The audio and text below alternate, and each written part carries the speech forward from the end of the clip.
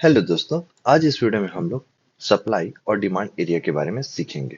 Technical analysis में ये सबसे स्टार्टिंग पॉइंट है। जैसे कि आप लोग को पता है, मैं swing trading, BST, ST, STBT, option, future के बारे में, मार्जिन ट्रेडिंग के बारे में ऑलरेडी एक्सप्लेन कर चुका हूँ।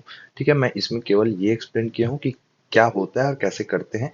ठीक है, अब हम लोग एक एक करके सबके टेक्निकल वर्ड समझते जाएंगे, टेक्निकल एनालिसिस समझते जाएंगे। फाइनली उसके बाद हम लोग ट्रेड लेना सीखेंगे। ठीक है, तो उसी सीरीज में हम लोग अभी पहुंचे हैं सप्लाई और डिमांड एरिया में। तो जैसे कि आप लोग ये बताओ, ठीक है, सप्लाई क्या होता है? ठीक है, सप्लाई क्या होता है और डिमांड क्या होता है? तो जैसे आपको पता होगा, एग्जांपल के लिए टमाटर है। ठीक है, टमाटर है तो इसका सप्लाई बढ़ जाएगा। सप्लाई टमाटर का बढ़ जाएगा तो क्या होगा? मान के चलो अभी टमाटर का रेट कितना चल रहा है? 100 रुपए चल रहा है। ठीक है, 100 रुपए चल रहा है।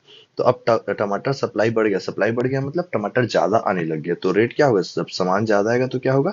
रेट गिर जाएगा। लेकिन मान के चलो टमाटर अभी 100 रुपए चल रहा था, इसमें डिमांड और बढ़ गया, और ज्यादा लोगों को टमाटर चाहिए, तो रेट क्या होगा? बढ़ेगा।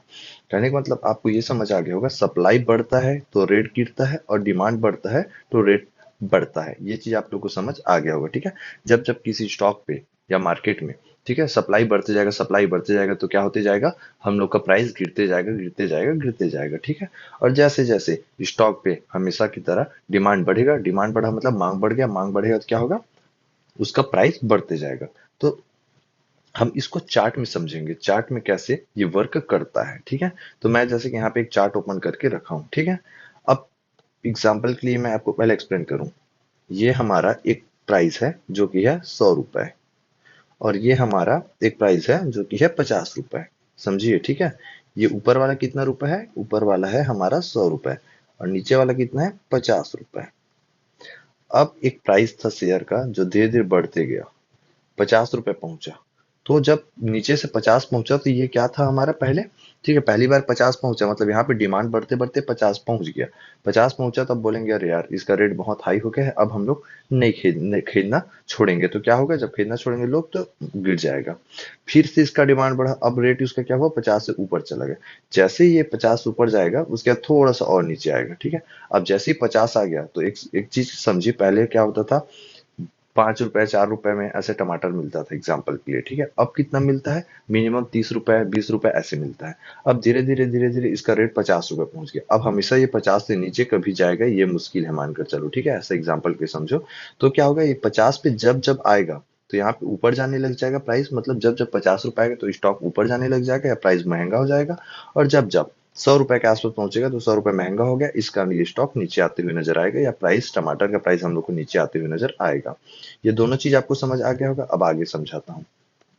अब देखो, तो ये हमेशा चलता रहेगा। जब जब 50 रुपए के ऊपर आएगा, 50 के आसपास आएगा तो प्राइस बढ़ के 100 हो जाएगा, और 100 पे आएगा तो ये क्या हो जाएगा? 50 आ जाएगी। ये सीरीज हमारा चलता रहेगा। उसके बाद एक टाइम ऐसा आएगा कि 100 रुपए क्या होगा? एक मिनिमम प्राइस हो जाएगा। 100 से नीचे टमाटर का प्राइस कभी नहीं जाएगा। ठीक है, इस प्रकार से होते जाएगा। तो यही जो लेवल होंगे हमारे, ठीक है, जहां से रिजेक्शन लेगा, जहां सपोर्ट लेगा, जहां रिजेक्शन, जहां सपोर्ट।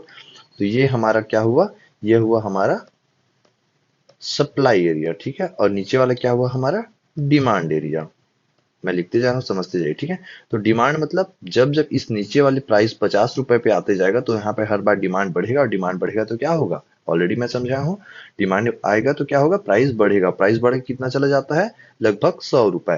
और 100 रुपए पहुंचते ही क्या हो जाता है? लोग बोलते हैं कि अब ये बहुत महंगा हो गया है, इसलिए वहां पे 100 रुपए पहुंचते ही सब इसको, ठीक है, बेचना स्टार्ट करते हैं, तो नीचे आ जाता है।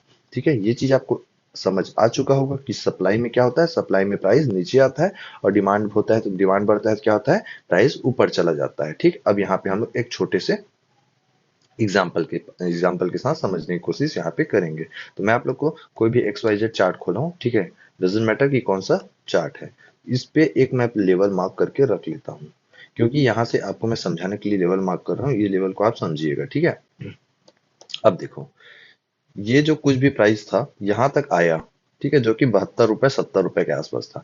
तो लोग क्या बोले कि 70 रुपए पे आया है, बहुत सस्ता हो गया है, तो अब इसको हम लोग खरीदते हैं। तो खरीदे तो क्या हुआ? ऊपर चले गया 90 रुपए के आसपास। अब बोले कि यार ये 90 रुपए हो गया, मतलब कि क्या हुआ? महंगा हो गया। महंगा हुआ तो क्या होगा?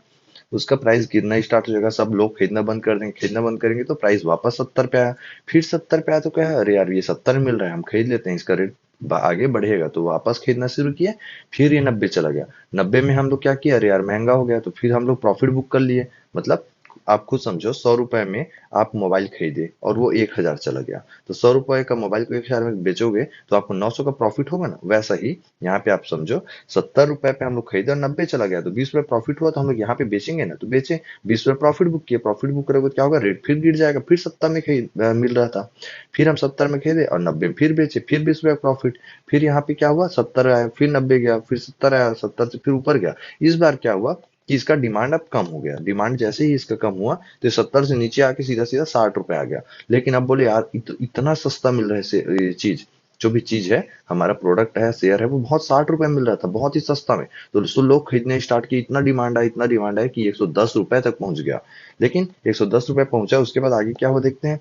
अब 110 पहुंच गया तो इस पे एक लेवल बन गया, जब जब 110 के आसपास आने लगा ये, ठीक है, शेयर जब जब 110 के आसपास आने लगा, 105 के आसपास आने लगा, तो सब इसको बेचना स्टार्ट करती है, ठीक है। लेकिन जब जब ये 70 रुपए के आसपास आने लगा तो सब वापस इसको खरीदना स्टार्ट कर दिए, क्योंकि 70 रुपए से पहले हम खरीदते थे, ठीक है। जैसे ही देखो यहाँ पे 100 पे आया, स्टॉक पे डाउन ट्रेंड आया, ठीक है, मतलब स्टॉक गिरने लगा, मतलब हम लोग प्रॉफिट बुक करने लगे, और जैसे जैसे हम लोग 70 पे आता था वापस खरीदने लगे, ठीक है। उसके बाद एक दिन ऐसा आया कि उसका शॉर्टेज हो गया, जो भी प्रोडक्ट था, जो हमारा प्रोडक्ट था उसका शॉर्टेज हो गया। शॉर्टेज होगा तो क्या होगा, सिंपल सी बात है, कोई पेट्रोल कम मिलने लगा।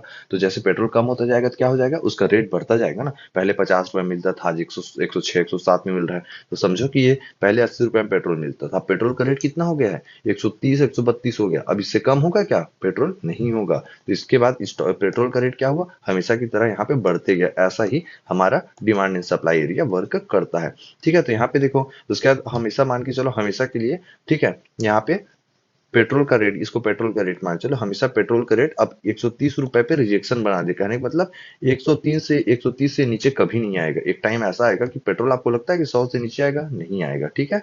उसमें कुछ ना कुछ हमें करना पड़ेगा, मिलावट करना पड़ेगा कुछ भी, तब जाकर 100 से नीचे आएगा। तो ऐसे ही समझो, ये पेट्रोल का रेट था 130 को ऊपर चला गया, अब 130 के नीचे अब ये आना मुश्किल है। जिसमें दो सिनेरियो होगा नीचे आने का। क्या क्या, या तो पेट्रोल पे, ठीक है, पेट्रोल पे कुछ जैसे इथेनॉल मिला रहे हैं, अगर मिलाएंगे तो उसका रेट गिरेगा। इस प्रकार से कोई ना कोई एक ऐसा ऑप्शन आएगा जिसके कारण रेट गिरेगा, तब हमारे यहाँ से प्राइस नीचे आते हुए देखने को मिलेगा। अगर जब तक ऐसा ऑप्शन नहीं आएगा, तब तक केवल और केवल यहाँ पे हम लोग को गिरावट देखने को मिलने वाला है। तो इस पे आप नजर रख सकती है, ठीक है। हमेशा इस प्रकार से वर्क करता है। एक एग्जाम्पल के तौर पर आपको मैं अच्छे से समझा चुका हूँ। तो यहाँ पे अब देखो क्या हो रहा था, इस लाइन के पास जब जब आता था तो मांग बढ़ता था, मतलब कि डिमांड बढ़ता था। इस लाइन पे जाता था तो सप्लाई बढ़ता था, यहाँ पे आता था फिर मांग, फिर यहाँ जाता था फिर सप्लाई। इस प्रकार से हमेशा वर्क करता है। तो आपको समझ आ गया होगा कि किसी लेवल से जब गिरना स्टार्ट करे तो वहां पे सप्लाई लेवल होता है, और जहां से हमेशा उसको बाय करना चाहे लोग, वहां पे डिमांड एरिया आता है, ठीक है। इसको आपको मैं प्रॉपर अच्छे तरीके से एक्सप्लेन किया हूँ, मुझे लगता है कि आप इसको प्रॉपर समझ चुके होंगे, ठीक है। तो इसके बाद मैं और आगे पूरा टेक्निकल एनालिसिस का टर्म यहाँ पे मैं क्लियर करूंगा, तो चैनल को सब्सक्राइब आप लोग करके रख लीजिएगा, ठीक है। चलो मिलते हैं अगले वीडियो पे।